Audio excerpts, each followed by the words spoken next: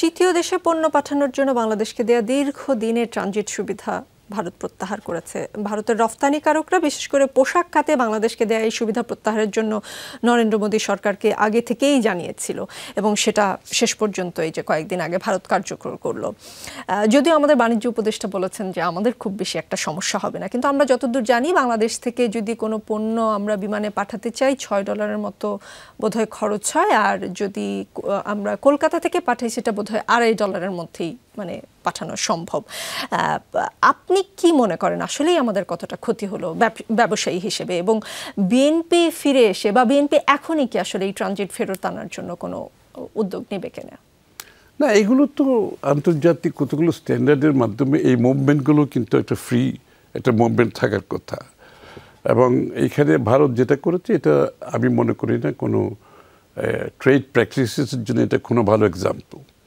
কারণ এর আগে বিগত সরকারের সময় আমরা দেখছি তাদেরকে সব কিছু দেওয়া হয়েছে, ট্রানজিট থেকে ট্রান্সশিপমেন্ট থেকে সব কিছু খুলে দেওয়া এবং পোর্ট পর্যন্ত ব্যবহার করতে দেওয়া হয়েছে। তো সুতরাং এইরকম একটা অ্যাটিটিউড যে একটা নেইবারলি পার্শ্ববর্তী একটা দেশের এরকম একটা অ্যাটিটিউড, এটা তো ধরেন ট্রেড এমন একটা বিষয়, ট্রেড আপনাকে পুরো রিজিনাল একটা ইন্টিগ্রেশন দরকার, বাইল্যাটারালি একটা ইন্টিগ্রেশন করা দরকার। এখানে আপনি যত বেশি লিবারালাইজ করবেন, যত বেশি আপনার মুভমেন্টে আসা যাওয়ার বিষয়টা সরলীকরণ করবেন, তত বেশি প্রত্যেকটা দেশ কিন্তু ইন দ্য লং রান কিন্তু লাভবান হয়। এখন কেউ যদি শর্ট টার্ম পলিসির মাধ্যমে এগুলো বন্ধ করে দিয়ে সেটা অন্যভাবে অন্যদিকে পরিচালিত করতে চায়, আমার মনে হয়নি এটা কারোর জন্য ভালো। এবং ভারতের এই মুহূর্তে এইরকম একটা সিদ্ধান্ত বাংলাদেশ ভারত সম্পর্ককে কিন্তু আরও অবনতির দিকে নিয়ে যাবে, এবং বাংলাদেশের মানুষের কাছে স্বাভাবিকভাবে এটা নিয়ে গ্রহণ করা খুবই কঠিন। কিন্তু তো আমি মনে করি না তারা একটা ভালো ডিসিশন নিয়েছে, they should review the decision.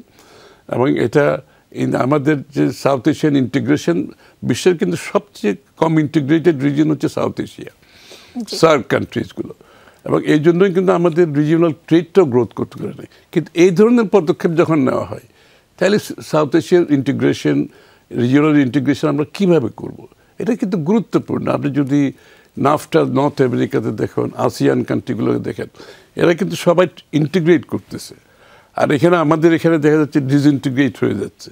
তো এটা তো খুব ভালো লক্ষণ না, এবং আমি মনে করি এটা ভারতের পক্ষে একটা ভালো ডিসিশন নেওয়া হয়েছে।